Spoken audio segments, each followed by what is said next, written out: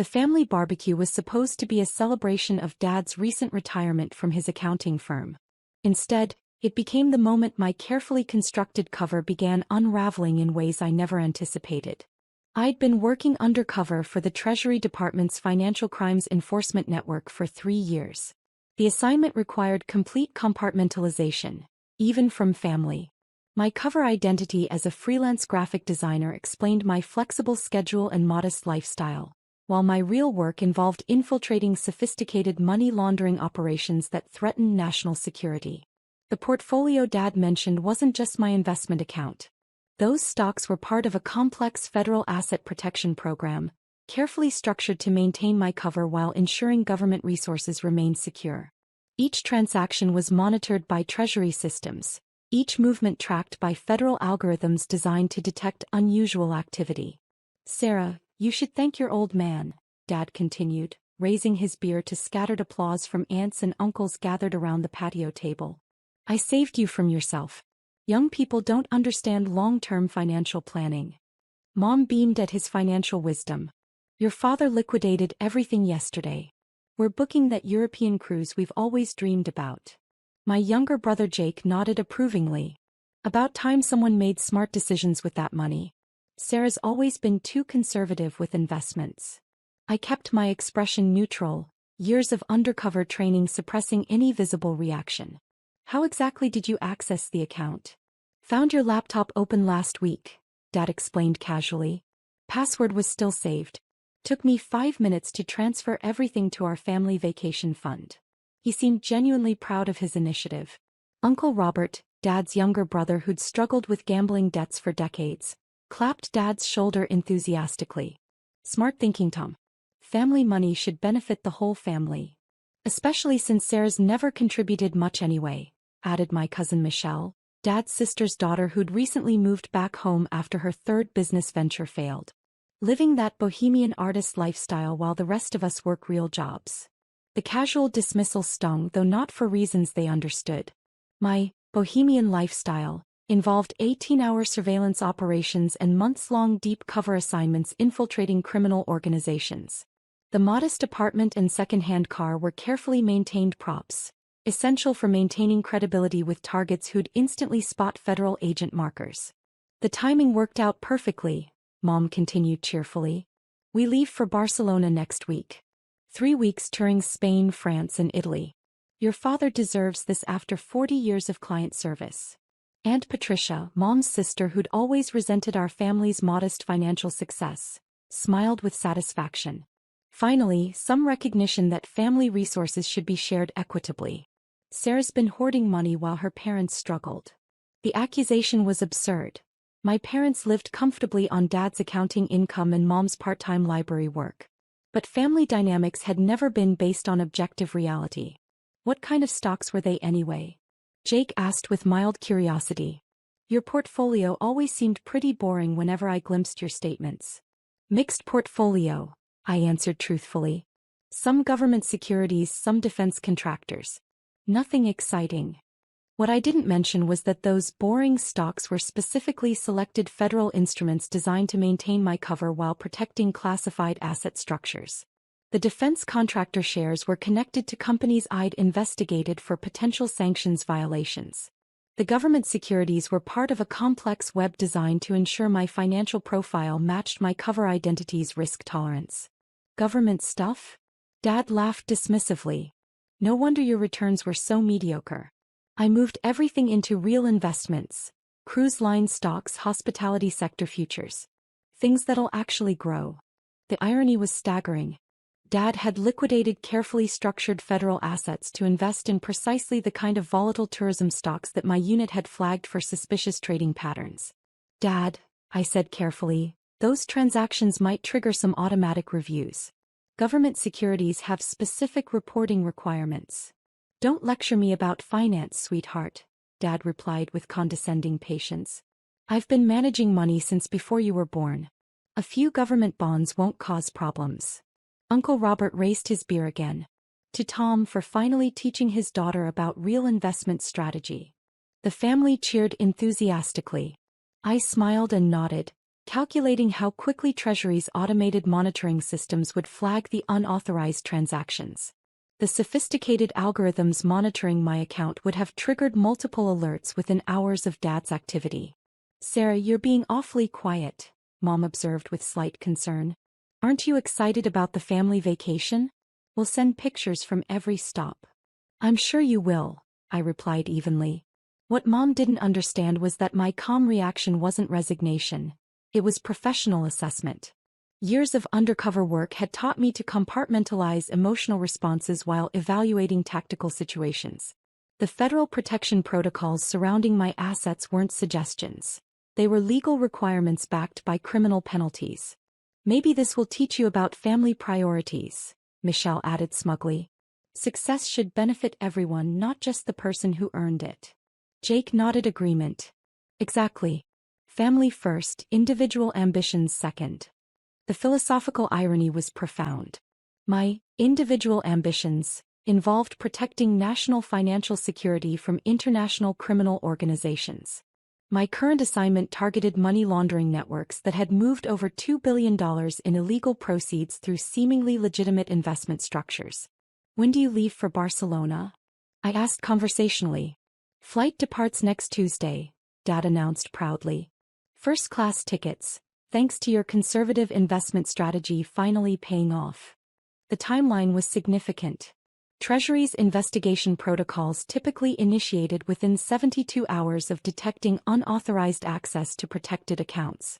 Dad's European vacation would coincide perfectly with federal agents' preliminary inquiries. "Sounds like perfect timing," I observed. Aunt Patricia studied my expression suspiciously. "You're taking this awfully well, Sarah. I expected more drama about your precious savings account." "Family decisions are family decisions," I replied diplomatically. What Aunt Patricia didn't recognize was that my calm acceptance reflected professional training, not emotional resignation. Undercover agents learn to separate personal feelings from operational realities. The federal protection systems surrounding my assets would enforce themselves regardless of my family's understanding. "That's remarkably mature," Mom said approvingly. "Your father was worried you'd throw a tantrum like when we sold your childhood piano." The piano sale had occurred when I was 16 and genuinely devastating. This situation was categorically different. Federal asset protection violations carried criminal penalties that no amount of family sentiment could mitigate. "People change," I said simply. Jake looked almost disappointed. "I thought you'd at least argue about it. Remember how you used to fight Dad about every financial decision?" "Those were different circumstances."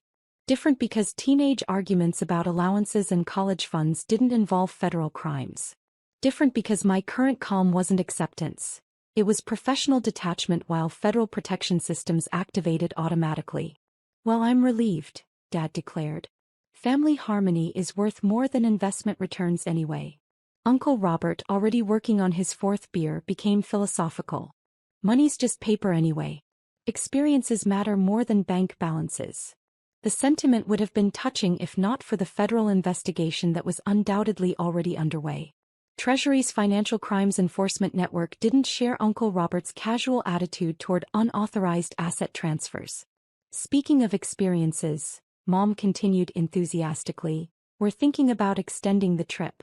Maybe rent a villa in Tuscany for an extra week." "That sounds expensive," I observed mildly. "Not when you liquidate conservative portfolios properly," Dad replied with satisfaction. "I should have taken control of your investments years ago." The paternalistic assumption was both amusing and legally irrelevant. Federal asset protection systems operated independently of family dynamics or parental authority. The sophisticated monitoring algorithms protecting my account recognized only authorized access patterns and specific federal clearance codes. "Dad, can I ask exactly which brokerage you used for the transfers?" "That fancy online platform you always used. Very user-friendly once I figured out the navigation. Moved everything to our joint account within an hour." The efficiency was impressive and completely irrelevant. Online platforms interfacing with federal protection systems maintained detailed audit trails that would make Dad's activities perfectly transparent to Treasury investigators. Michelle, who'd been quiet while checking her phone, suddenly looked up with interest. "Uncle Tom, Did you know some investment accounts have special federal monitoring? I just read this article about asset protection programs. Government conspiracy theories. Dad dismissed immediately. Sarah had basic stocks and bonds, nothing fancy enough for federal attention. The casual confidence was both touching and profoundly mistaken. My portfolio's mundane appearance was specifically designed to avoid attention while maintaining compliance with federal protection requirements. Still, Michelle continued, scrolling through her phone, some government employees have special account protections. Criminal penalties for unauthorized access. Sarah's a freelance designer, Mom said firmly. Not a government employee. The statement was technically accurate. My Treasury employment involved complex contractor arrangements specifically designed to maintain cover identities. But the federal protection systems applied regardless of employment classification details. Right, I confirmed. Freelance graphic design. Jake laughed. Can you imagine Sarah working for the government? She can barely handle her own taxes. The observation was deliberately cultivated. My carefully maintained image as financially disorganized supported my cover identity while deflecting attention from my actual professional competencies. Exactly why I took charge of her investments, Dad declared triumphantly. Someone needs to make responsible decisions. Aunt Patricia nodded approvingly. Family intervention at its finest. The phrase carried more accuracy than Aunt Patricia realized. The federal intervention already underway would prove significantly more decisive than family financial planning. Dad, I said carefully, did the platform ask for any additional verification during the transfers? Just the usual security questions. Your elementary school name, first pet, that sort of thing. I know all your personal information anyway. The casual admission was remarkably comprehensive. Dad had essentially confessed to unauthorized access using fraudulent personal information to breach federal asset protection systems. Did you save any transaction confirmations? I asked with apparent innocence. Printed everything, Dad replied proudly. 47 pages of documentation. Very thorough record-keeping. The thoroughness would indeed prove significant, though not in ways Dad anticipated. Federal investigators valued comprehensive documentation, especially when provided voluntarily by suspects. Mom beamed at Dad's organizational skills. Your father kept every receipt, every confirmation number. We'll have perfect records for tax purposes. Uncle Robert raised his beer again. To proper documentation. The family cheered enthusiastically while I calculated federal response timelines. Treasury's Financial Crimes Enforcement Network typically coordinated with Justice Department prosecutors within 48 hours of detecting protection system violations. When exactly did you complete the transfers? I asked conversationally. Yesterday afternoon, Dad replied precisely. Started around 2 p.m., finished by 4. Very efficient process once I understood the system navigation. The timeline was significant. Friday afternoon transfers would trigger automated alerts over the weekend, with federal investigators beginning preliminary assessments Monday morning. Dad's Tuesday flight to Barcelona would occur precisely when Treasury agents would be initiating contact. That's quite a coincidence, I observed mildly. What kind of coincidence? Michelle asked suspiciously. Nothing important, I replied. Just timing. What I didn't explain was that federal protection systems operated on predictable schedules designed to ensure rapid response to potential security breaches. Dad's vacation timing would create complications he hadn't considered. Sarah, you're being mysteriously cryptic, Mom observed with slight concern. Is something wrong? Everything's fine, I assured her truthfully. Everything was fine from my perspective. Federal asset protection systems would handle the situation according to established protocols. My role was simply to maintain cover while allowing legal processes to proceed normally. Good, Dad declared. Because I was worried you'd try to interfere with our travel plans. I wouldn't dream of it, I replied sincerely. The response was completely honest. My federal training emphasized non-interference with ongoing investigations. Personal feelings about family behavior were irrelevant compared to national security protocols. Jake studied my expression curiously. You're taking this way too calmly, Sarah. It's kind of weird. Maybe I'm finally growing up, I suggested. Or maybe you're planning something, Michelle added suspiciously. What could I possibly be planning? I asked reasonably. The question was both innocent and accurate. I wasn't planning anything. Federal protection systems would respond automatically according to predetermined protocols. I don't know, Michelle admitted. But you're being too agreeable. It's not like you. Mom looked concerned. Sarah, honey, you're not having some kind of breakdown, are you? Sometimes people react to financial stress with unusual calm. I'm perfectly fine, I assured her. Aunt Patricia remained skeptical. Fine people don't smile when their life savings get liquidated without permission. Family decisions require family acceptance, I replied diplomatically. The philosophical response satisfied most relatives, though Michelle continued studying my expression with obvious suspicion. Well, I think this whole situation worked out perfectly, Dad declared with satisfaction. Sarah gets a lesson in family priorities, we get the European vacation we've earned, and everyone benefits from better financial planning. Uncle Robert raised his beer one final time. To family financial wisdom. The crowd cheered enthusiastically while I smiled and nodded appropriately. None of them understood that their celebration was premature. Tuesday morning arrived with perfect clarity. I was reviewing surveillance reports from my current assignment when my secure phone buzzed with a text from Mom. Airport security detained your father. Something about financial investigation. Call immediately. I set down my coffee and checked my personal phone. 17 missed calls from family members, each message increasingly frantic. The secure line rang precisely at 9 a.m. Agent Williams, I answered professionally.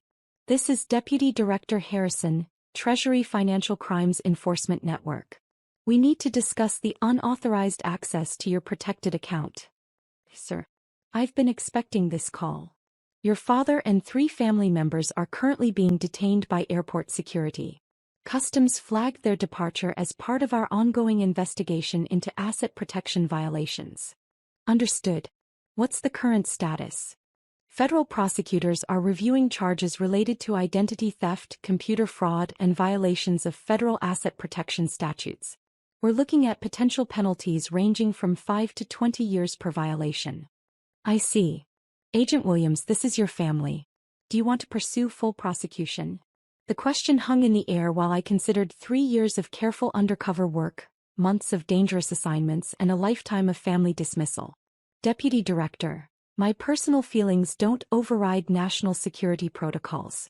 Federal asset protection systems exist for specific reasons. Understood. We'll proceed according to standard enforcement procedures.